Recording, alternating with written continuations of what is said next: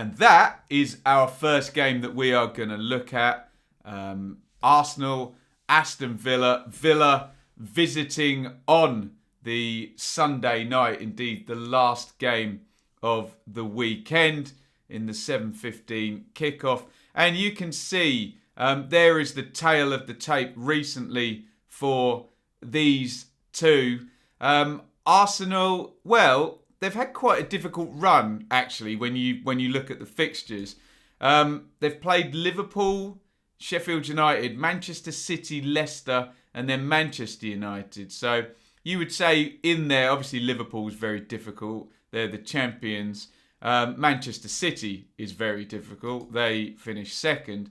Leicester is tricky and they lost it. But what they have done is won the two games against teams who are not in good form, Manchester United and Sheffield United. So I don't really know how that reads vis-a-vis Aston Villa. We don't quite know whether Villa are in good form or bad form because it's patchy because they won 4 straight games and then lost 2 straight games. The points tell us they're in good form across the 6 games, but there's more nuance within there, isn't there? So it's a bit tricky to analyse it in that respect. For Villa, it was the brilliant start, wasn't it? Clean sheet win, 7-2 against Liverpool. We'll never forget that. And then that great away win against Leicester, which made me very positive about Villa and the viability, because I thought, well, some mitigating factors in the first game, but great win against Leicester and 4 straight victories. However, the last 2 games, they've leaked 7 goals and lost 2 home games. Now, if I'm a Villa fan and I haven't left my bias at the door, and I'm thinking really, really positively, especially about that game against Southampton. There was the idea of a comeback at the end. Watkins scored. Grealish played well. And again, if I'm really whacking the glass half full narrative, I'm saying it's just not going to happen again this season where the free kick taker from the opponent smashes 2 in the top corner and then the key striker smashes 1. It may happen for 2 goals like that in a game. I don't know. You might come against Tottenham and Harry Kane's just, zaps you from outside the box twice, or Liverpool in the front 3 destroy you or what have you. But surely 3 goals like that in one game it's not going to happen regularly, is it? Put it that way. So that would be one positive spin I would put on it. But 7 goals conceded in 2 home games is 7 goals in 2 home games. Again, you could say in Leeds, Pat Bamford was untouchable for about 30 minutes in that game and scored a hat-trick, didn't he? So, look, not a lot really we can read. The idea here, looking at those fixtures, is Arsenal have had some hard games, but have managed to put to the sword the 2 teams that weren't in a good moment. Villa had a crazy good start and then a nice viable win over Leicester, and then they've lost 2 games. Did they come up against teams really at it and players really at it? Probably, but that's not the only factor of analysis. So difficult to read into those last results, isn't it? For Villa, who are our main concern, obviously, and please, if you want some comedy, have a look at a Leicester fan's reaction to my Leicester Leeds review. No matter how I tried to explain what we were doing here, he wasn't having it, and I should spend the whole time talking about Leicester. I liken it to, if you are an opposition fan watching this, please welcome, but obviously you wouldn't go and complain to the Great British Bake Off that there wasn't enough singing on there. They would just say, go and watch a singing show. But this Leicester fan just wanted me to talk about Leicester. I suggested politely that he went and watched the Leicester channel, and I would say we are going to focus on Villa here, obviously.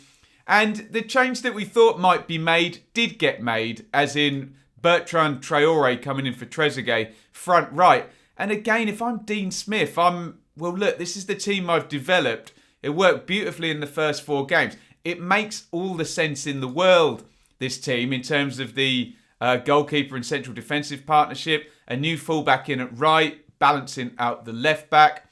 McGinn further back with Louise. I say the same things every week. Grealish with more help from Barkley. The only spot was Trezeguet and Traore. Traore's got the shirt. We'll see who gets the shirt in the next game. You can see...